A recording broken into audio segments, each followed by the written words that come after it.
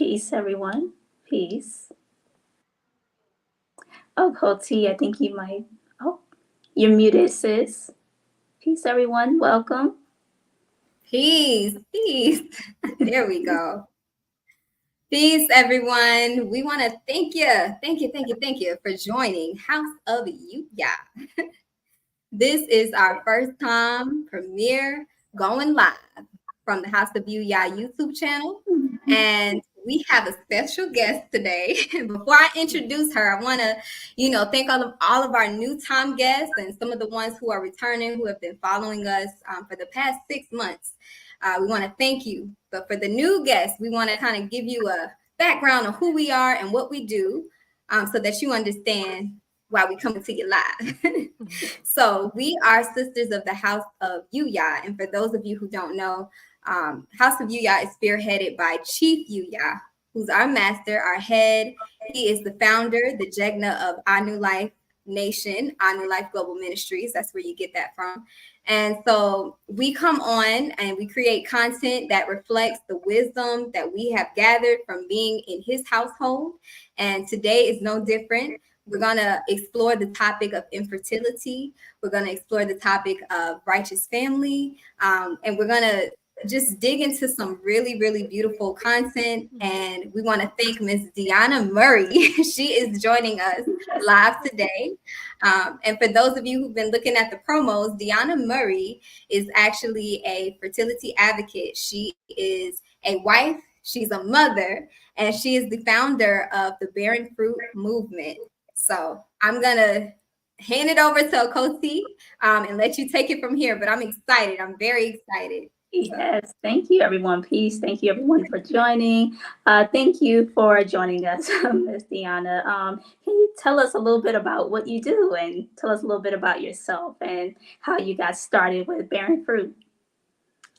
So I am, as was already said, I'm a wife, I'm a mother, I'm a professor, I'm a business owner for a for-profit business as well as a nonprofit, Barren Fruit, which kind of came about as really my purpose and passion that the Lord just set out for me. And it came about from a little blessing that I received of my daughter, who is now 8.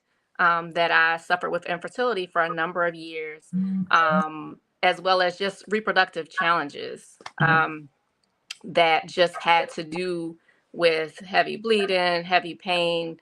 I had fibroids, cysts, endometriosis, almost everything you can possibly think of, I've dealt with. And little did I know that these things that I was experiencing, something was going to be born of that. And so Barren Fruit was born because I realized that I was not the only one. Because when you're in that space, you can feel alone. And so I knew that was a lie, that I wasn't alone. And it was something I was missing in that period of time. And so Barren Fruit was born in a dark time for me. And I didn't know that I was going to come out of that. But even when he blessed me with my daughter, I was reminded daily, every time I saw her face, what he gave me in that time. And so that's where Barren Fruit comes from. It is a play on words. It's intentionally like that word barren is like a old term that you would see in the Bible. And it's just such a plaguing word. That's how you feel. But that fruitfulness, that you still are fruitful, you still can bear fruit, that God is cultivating something within you during that time, that I'm trying to help women know, one, where their resources, that you can still be in a state of joy, that there is still growth happening, and I help them connect with that. And so that's what that's about. And so really, I've married that with my design side. I recently got my master's in what's called user experience and interaction design.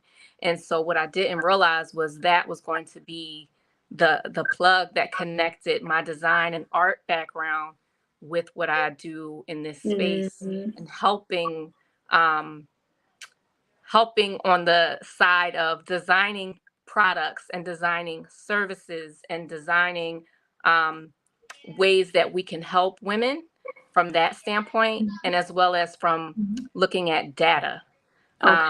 So when we look at changing policy and changing and really making a movement, not just collectively, because community is a big part of this, but now I'm also pushing for change. And so what changes things when people see the numbers? But do they just change things by looking at numbers? You got to make it look a way that it evokes change. And so that's where I'm now using my gifts of art and design to help change and move things in this movement. Awesome. Beautiful. What are some of the common challenges that you come across? What specifically do you mean?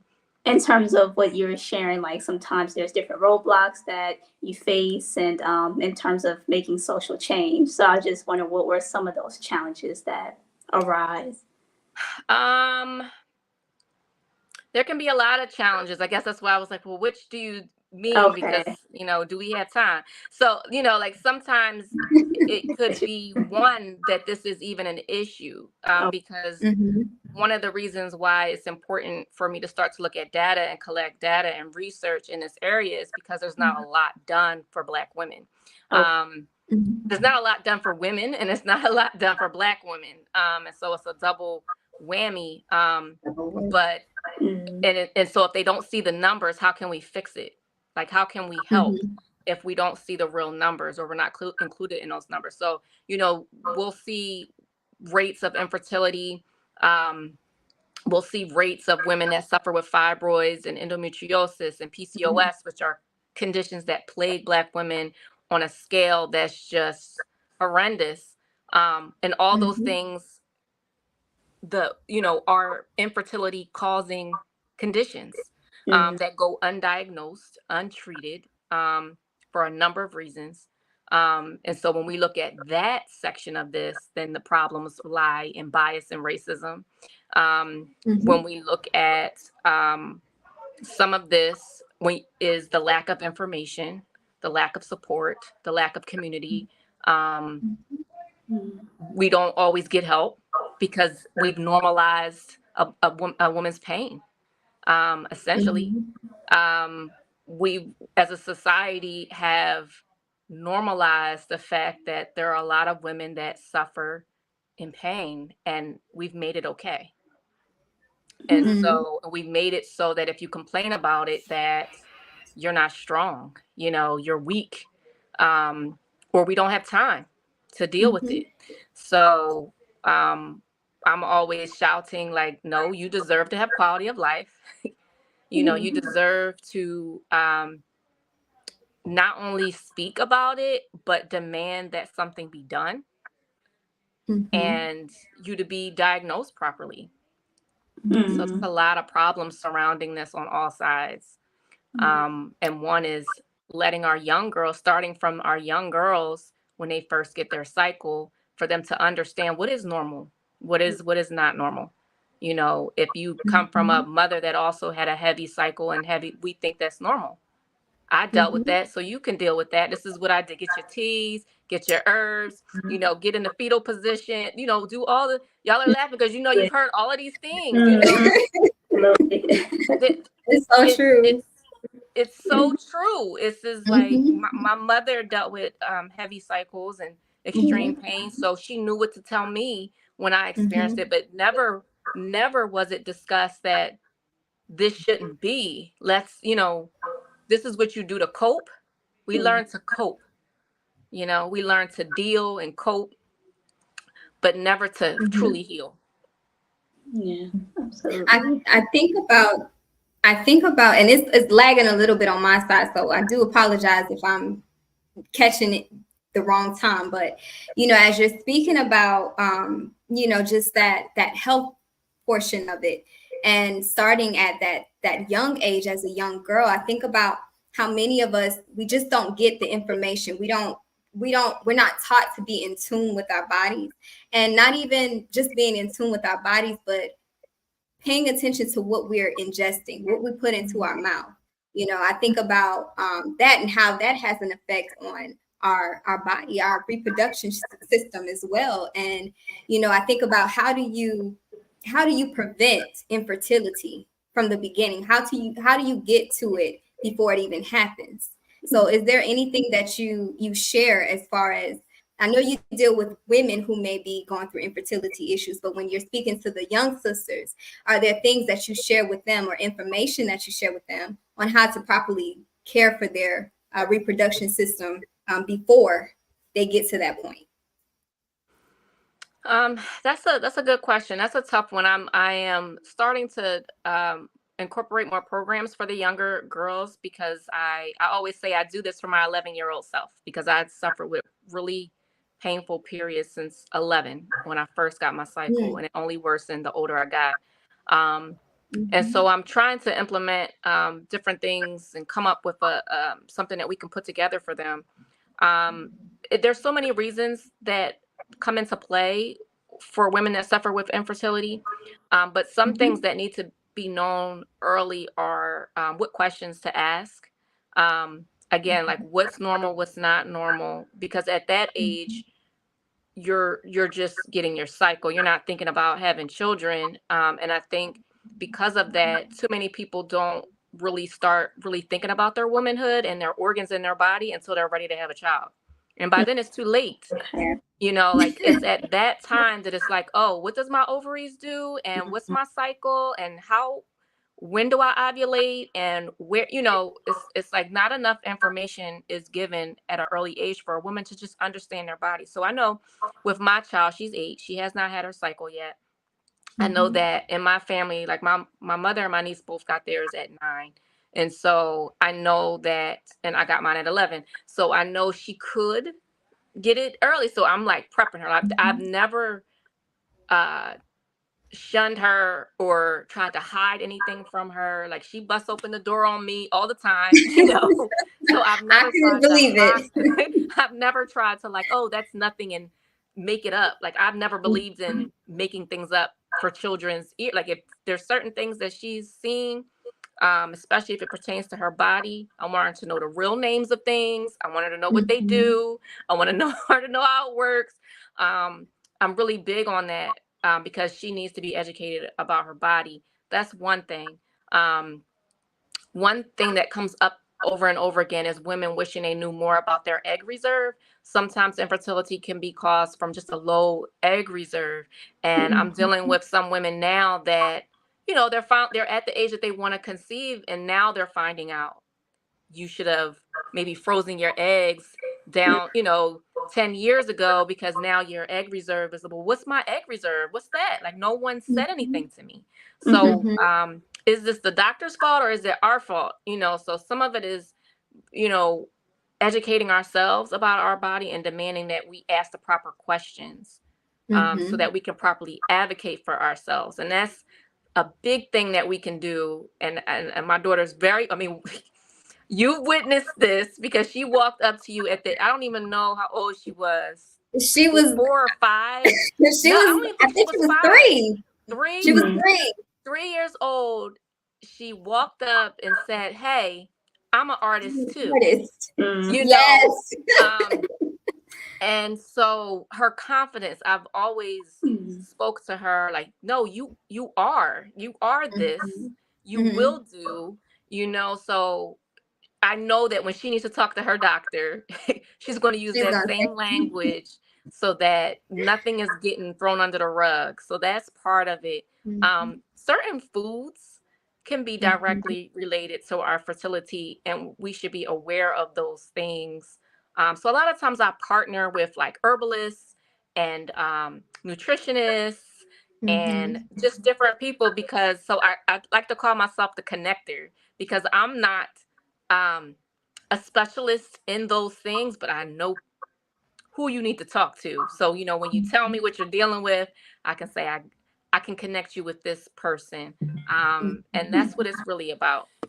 Absolutely. Well, thank you so much for sharing all that you're sharing, because within our community of Anu, one of the important things is family. And so there are, many sisters that may be thinking and preparing for motherhood. And for those who are suffering with infertility, what options do they have? Like what age should they be going to the doctor and saying, okay, let me see how many reserves I have, and, things of that nature? So one, you definitely should be going to the doctors yearly for your yearly checkup. And I think now they don't do pap smears every year anymore. Oh, I think it's I don't 2 years. every 2 years now. Oh. I know, like my gynecologist. What I love about her, she's a holistic gynecologist, so she's not going to try to like give me things that I don't want. Mhm. And if she does suggest that I take something, it's something natural. I Mhm. just don't. I've never been the person that I don't want to. When I'm not trying to conceive, I don't want to take birth control. I don't want to take these supplements. Like I don't want to do that, but if Right. it's something natural, Mhm. I'm open to it. And so she always prescribes things like that.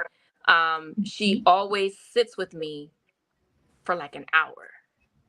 Like, which UIN does that? Most UINs, it's like, put your feet in the In and out. stirrup, scoot down, right? Right. We're not really talking about a whole lot. It's just a little Mhm. bit of awkwardness, a lot of pressure, And Mhm. so with her, I remember I was like, I thought we were about to do an exam. She was like, no, come in my office, Mhm. and we actually talk about, what are you feeling?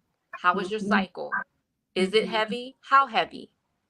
What are you using on your cycle? Like, are you using a cup, tampon, pad? Mhm. Okay, if you're using a cup, how many cups are you filling up? If you're using a pad, how many pads do you change in a day? Like, she's very thorough so that we Mhm. can now understand, really, when you say your period is normal, it's actually severely heavy. Like, because if you changed your pad 3 times in an hour, that's not normal. Right. So Right. it's That's like not you really it. have to ask the questions. You can't just ask somebody, is it normal, and let them check the box off and walk away, because that's so Mhm. subjective. So getting with a doctor that's going to walk you through these things, um so that they will help catch it. Like my GYN, she's better than I have no reason to go to my primary doctor anymore, because my GYN is so thorough. Like, she Uh-huh. found that I had thyroid issues. She found that, which also affects infertility. You realize our Mm. womb and everything is connected to how our body, where it's so deep. So like, if mm-hmm. you have a G that's really in check with, that's your core. That's your Everything is core. so connected to that. Mhm. And so if my thyroid affects my fertility, if what I'm eating affects my fertility, if my cycles and my conditions that I might have that I'm ignoring, like, there's so much. So if we're in tune with our bodies, and we know how it should work, and when something Mhm. is off, down to if the discharge is different, like, we really have to know and understand Mhm. our bodies.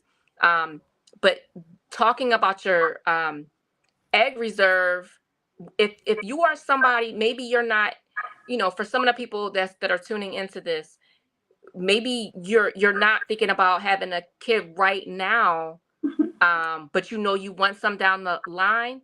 Talk to your doctor Mhm. about it. Let them know your plan so Mm-hmm. that you can get ahead of it, not wait till, you know It this is when happens I want to and do it. Like, prep, you got a plan. yeah. Yeah. I think Yeah. about self-love as as you're talking and you're saying you have to be in tune with your body, you have to know what's going on. And unfortunately, a lot of us haven't been taught that measure of self-love, to even understand how the different parts in your body function, and just really paying attention to how my body's responding to this, and try different foods and see how your body adjusts, and is it better, is it worse, and I want to thank you for sharing that. One of the things that came to mind as you were saying that, and you were talking about getting with the doctor or getting with your OBGYN or whomever, your primary care, for those who may not have access to OBGYN, or they may have to use public facilities, FQHCs, or public health clinics. And Mm-hmm. sometimes I know for sure, just from the line of work, sometimes um, they're not, they don't know what questions to ask. And sometimes the staff are not as friendly. They're not as open to creating or cultivating a relationship with those women. So, I just think about how do we speak to those mothers? How do we speak to those wives, those families? That's really tough, because as a society, we haven't cared enough. Um, and certainly in those types of settings, and I've been to both. I've seen all different types of doctors, and I remember going to, at one point, having to go to a public health facility, and I wasn't used to. I was used to going to see my doctor in some fancy building, and one time I didn't. I think I was going to support a friend, and so I was like, well, I'll go with you. Let's go together. And I got treated like the gum on the bottom of her shoe. Oh, wow. And I'm thinking, just because I'm here, like, you don't know what my background is or what I do or how educated I am, or, like, it shouldn't have to matter. Right? There's been so many times that if I've been treated less than, and then they find out who I am, and they're like, well, why didn't you tell me that? Why does it matter? Like, I don't have to tell you anything, but you should be servicing me the way that I deserve to be serviced as a human being. And so because of that, because you're treated a certain way, because of where you are, you're already treated less than in a fancy building, So in a public health doctor, they really aren't giving you the service oftentimes, unless you're coming across just a really good doctor that has a really good heart, that just happens to, really care. Those places should be filled with more people that really care about the community, but unfortunately, they're not always filled with people that have the right heart to work in a public community health space. I wish that it was. I think one of the things, if that is all you have access to, trying to at least do some virtual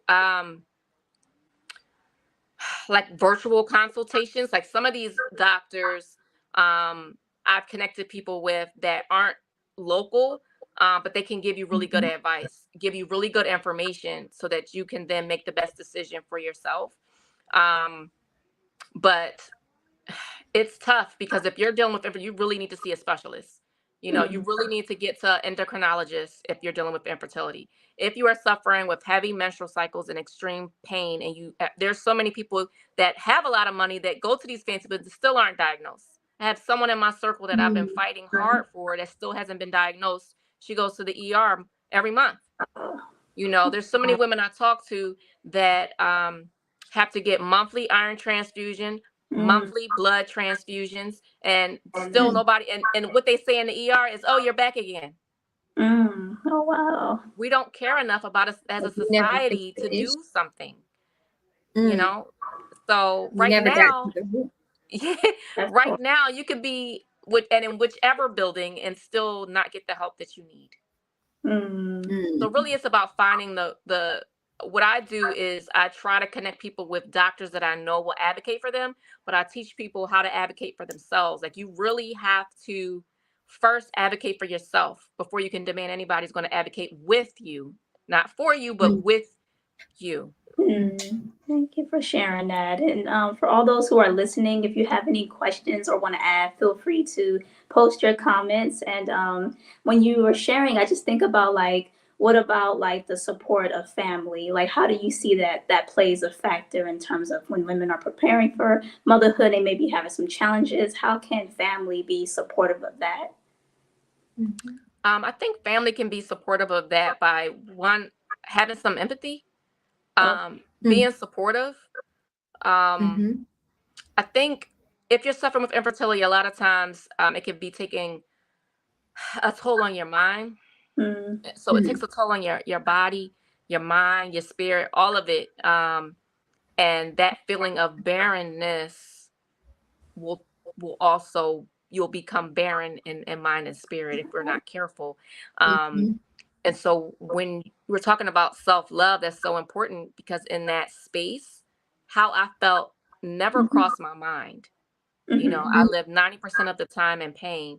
And so never dawned on me that I could potentially live without it, without pain. Never thought I had that option. I had already lived, like I said, I had my period at 11. I didn't have my surgery until 34. So I lived with pain that all that time, every cycle. And the older I got, it was almost every day.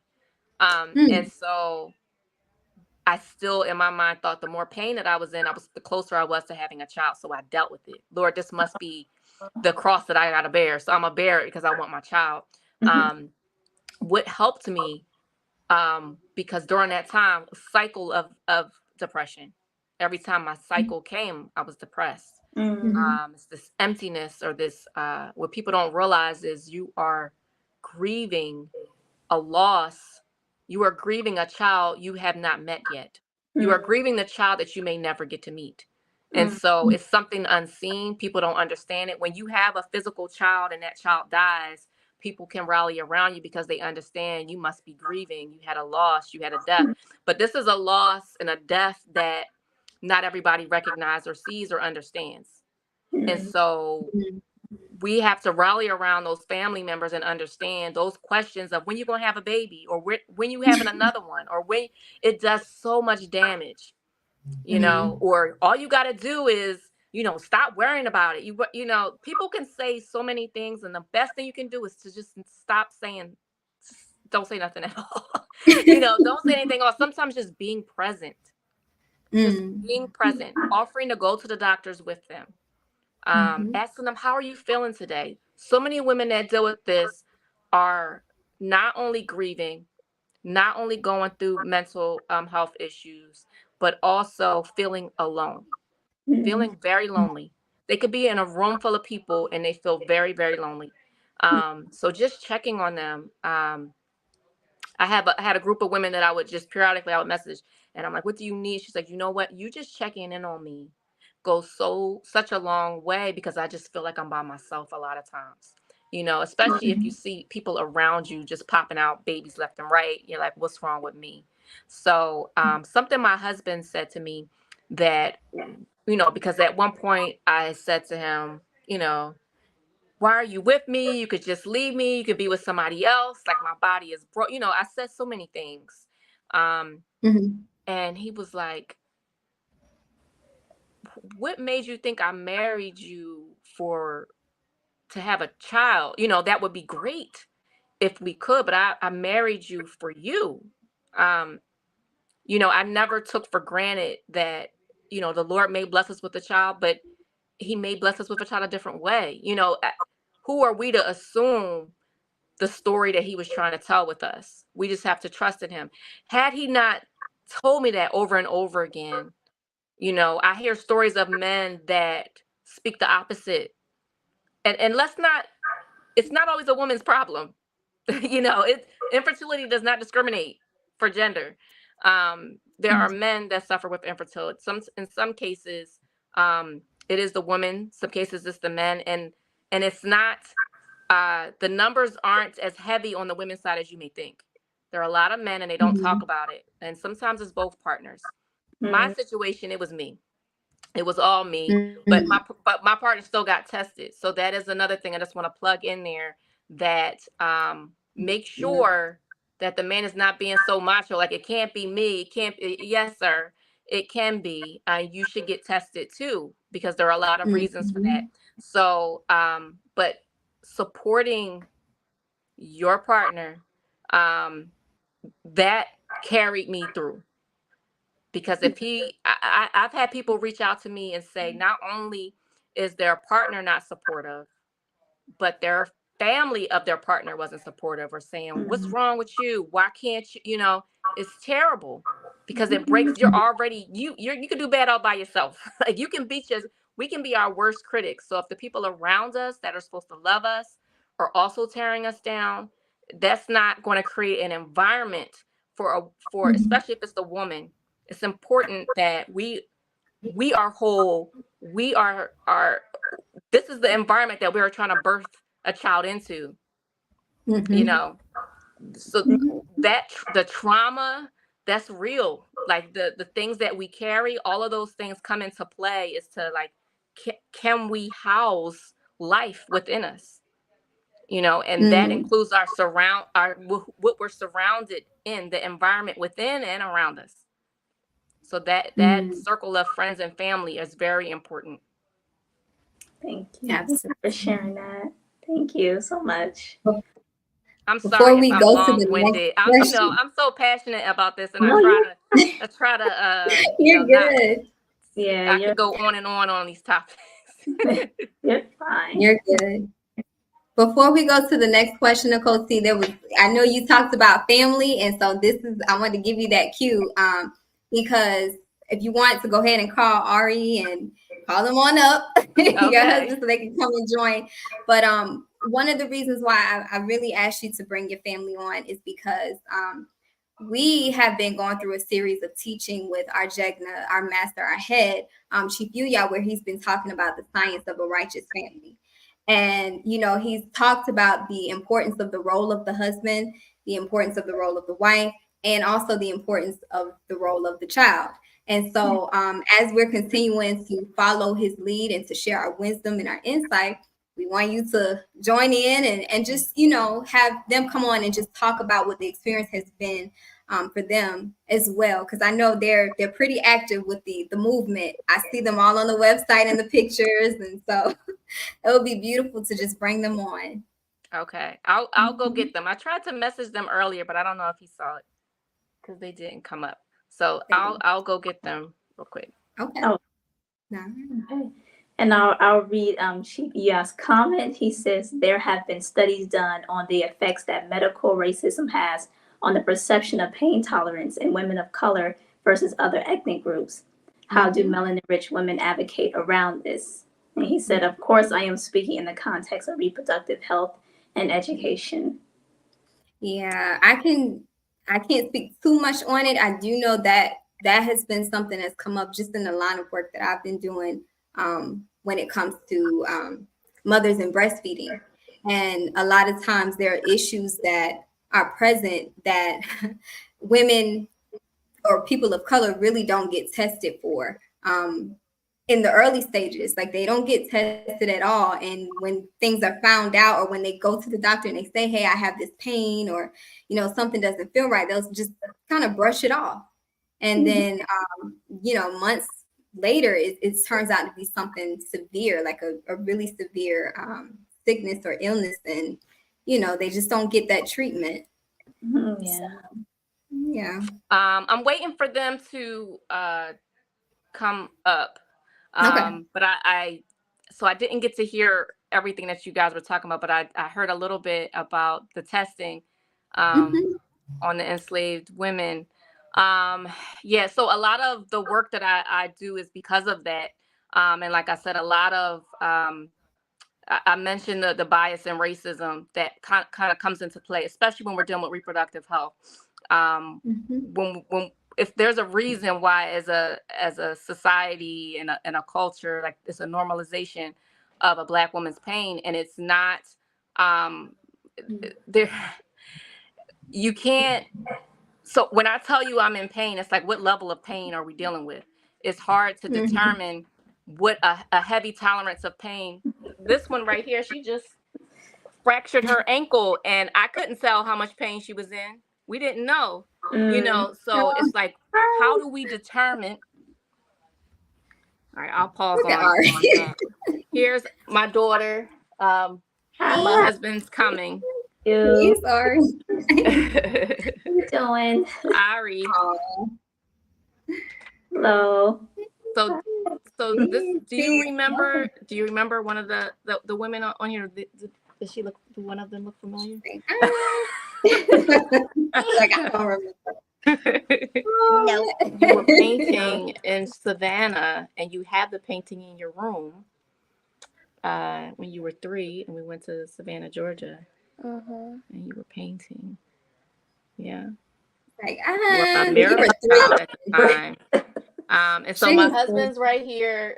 They were talking about family and the importance of infertility. So they wanted to meet the family. Okay. But Ari, you got to back up a little bit. No, leave room for Daddy. Yes. Okay. Right now, or so we're on. Okay, but we're on a live stream. Okay. So you want to tell me in a little bit? Does that have to do with this? Okay. That you want to tell the world? Or No. just me? Okay. Right. So give me 1 second. All right. So they were asking about the importance of family when women are dealing with infertility. And so I was telling them about how you was pour into me when I was like in a really dark place. And how especially as a spouse, like you have the power to tear down your spouse, you have the power to build them up. And he was definitely somebody that helps build me up, especially like I said, when I was tearing myself down. But I don't know if either you? I don't know if either one of you have anything to add to that for anybody that might be listening. Like how do you come into play as someone that you were a product of a miracle, and the movement that we do with Barren Fruit? Do you have anything of advice to share with any families that are watching or anybody that might be suffering with infertility? I think if you're having a lot of trouble, like if you're in a dark place, I suggest and if you're in a marriage, you should go to therapy. That is actually very good advice. Therapy is. Thank you. Thank you for that reminder, because I forgot to mention therapy. That's something that I did not get when I was going through infertility. And you should have. Yes, I should have, and that's something that I always recommend for people, because we don't always think that it's affecting us mentally, but it is. It is. Yeah. Man. Brian, do you have anything to add? And I'll put you on the spot. Yeah, I'm a little caught off guard, but yeah, just communication is vital. Yeah, I mean, no relationship can survive without communication, especially if you're in a dark place. So yeah, communication is super important. Prayer, lean on your faith. Yeah, prayer, faith, communication, compassion. Yeah. No, that's good. All right. There's a scripture that we were referencing and we spoke about. We went through a series as we were sharing. We have a series that our Jegna, our master, our head, has been talking on. And before he got to the science of the righteous family, I remember him talking about the Redeemer. What that looks like when you find your Redeemer in your husband. But I just wanted to share 1 Timothy 2:15, where it says, nevertheless, she will be saved in childbearing if they continue in faith, love, and holiness with self-control. And I just wanted to see, like, where does that scripture take you all when you think about sometimes the woman who's not able to have children, and that feeling like, man, I'm out here and I'm not able to be redeemed because I haven't been able to bear a child, or how does that play into what it is that you all have been able to cultivate? I realized that what the Lord showed to me was that I was already a mother. I believe that, especially as women, that a child coming through your womb, it doesn't always. There are women that give birth to a child and they're not a mother to that child for whatever reason. No judgment. And there are women that never birth a child that are more than a mother than their biological. I had a mothering heart, always. The first person to call me mother did not come from my womb. There were a lot of things that the Lord showed me when I was in that dark place when Barren Fruit was born. And that was one of the things that I saw, because I went through a series of things happened to me before he brought forth her. It was certain things that he tried to show me, and that was one of them. My husband's sister came to live with us, she lost her mother at the age of 3. So she never got to know her biological mother. At the time when she came to move in with us, through crisis, like we took her in. She was 16. We had not had a child. We wanted one. And that was really in my depression then. And I'm like, yes. So I always tell this story because it was like the motherless child, the childless mother. And so she was the one to refer to me as mother because, and I would say to her, if your mother was here, she would hug you like this. You know, like I was able to pass on to her what the Lord had given me to give her that she needed. And she was able to give me what I needed, and which was a comfort. And so although things went a certain way, that for a period of time, seeing that and understanding that, and then out of a miracle, he brought forth her. Because in the midst of that, I wound up going through surgery. I wound up being told, one, that it wasn't possible to have children. And it's not a terrible thing. The doctor did, but this doctor also did my surgery, because without that surgery, it would have been difficult for you to be here, you know? Oh, okay. Because I thought he just was like, no, this you're not going to have a child. No, this was a very good doctor. I had my share of bad ones. But this doctor, he saw me. He told me I needed surgery after doctors ignored me. And had my surgery. After surgery, I was told I had less than 1% chance of ever conceiving a child on my own. Less than 1. And a higher probability that that child will not come to fruition, like that it would be an ectopic pregnancy, because I have 1 tube. I had fibroids removed, cysts, 1 fallopian tube removed, and the other tube did not work. And so when I say she was a miracle baby, it's because my body, when I came off the operating table, they said my tube didn't work. The 1 tube I had left didn't work, but God. And so that's why she's here. And so when I look at just how miraculous giving birth is, and how my prayer was that, Lord, you will get the glory. You will always get the glory. If you allow my womb to be open, you will always get the glory. Her name is Ariana Elise, most holy pledge to God is what her name means. And so that he showed me that, 1, I was already fruitful, that I was already a mother, that he said so, and that he was going to get the glory if she was going to come from my body. And that was about for me. Beautiful. That's a beautiful story. Thank you for sharing that. It almost made me cry. Oh, it's a beautiful story. Probably made some other people in our audience cry, and other people who come across this video. It made it very inspirational for them as well. So we appreciate you coming on. Thank you. Thank you for showing your family. Chief Iya says, serving the role over professing the title is always more honorable. So when it comes to being a mother. Thank you.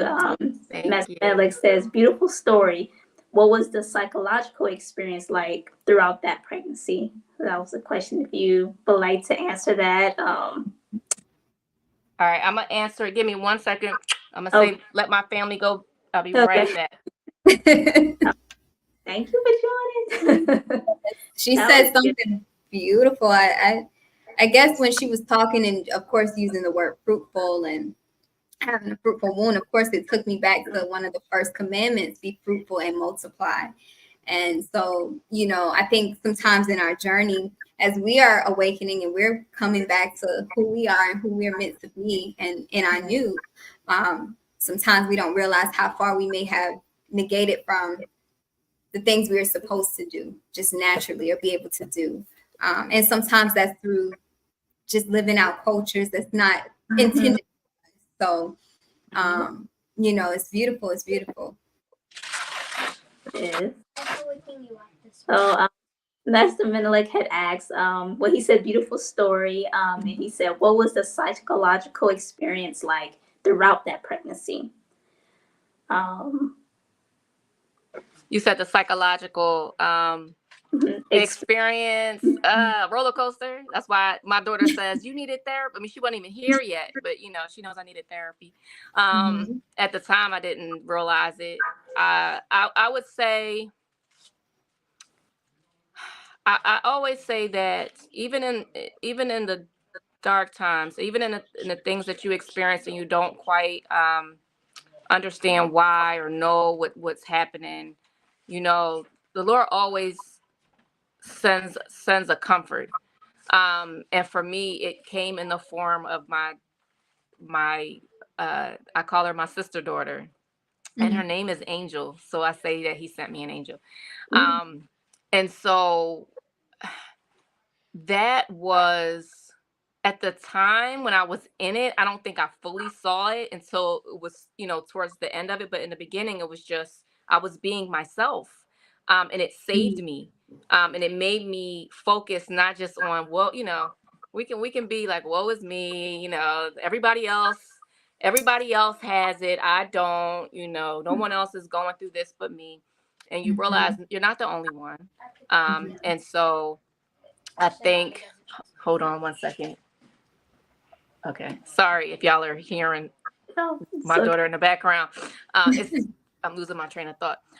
So I think the sadness, the anger, the frustration, all of the things, right? And then the comfort and the peace that came with her.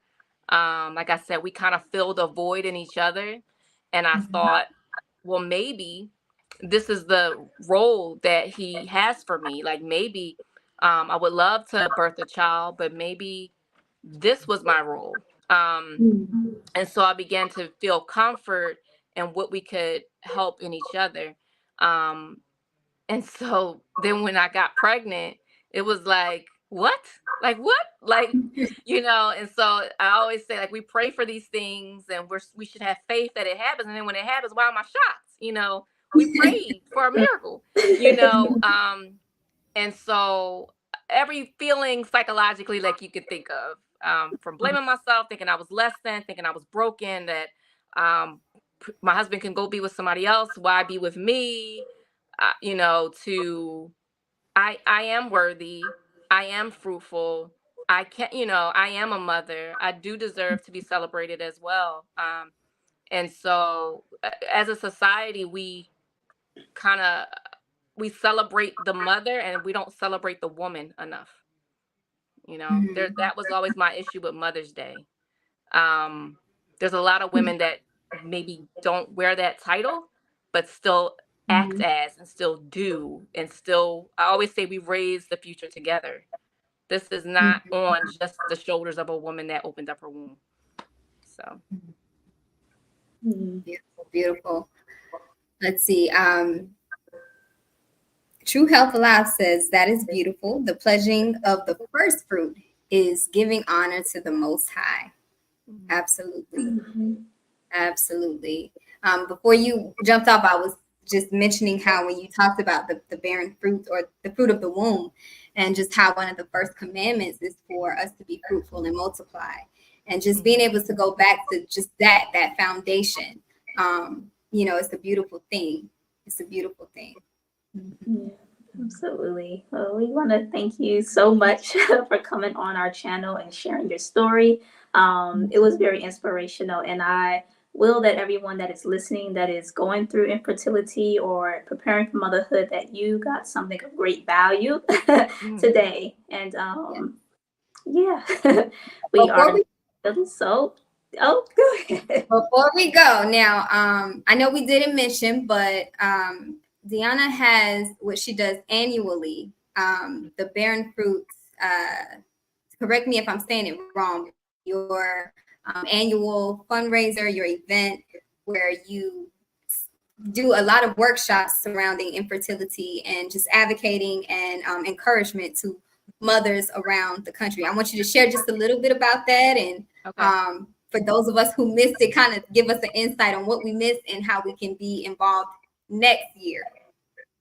So you can visit barrenfruit.org.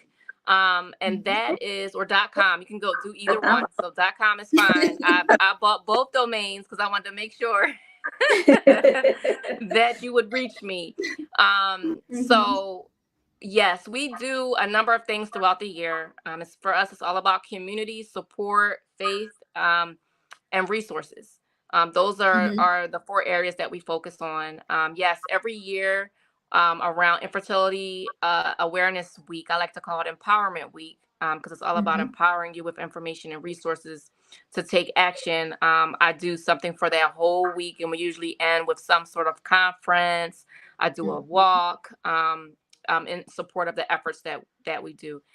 We have some things that are going to be coming up, and we're planning for a retreat next year.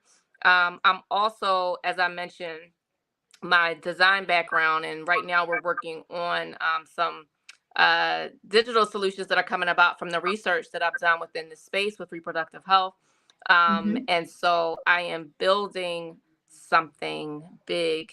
So you can also, I didn't give you this link, but it's called Amplify, and it's Amplify with a double I instead of a Y, .ai. So AMPLIFII.ai.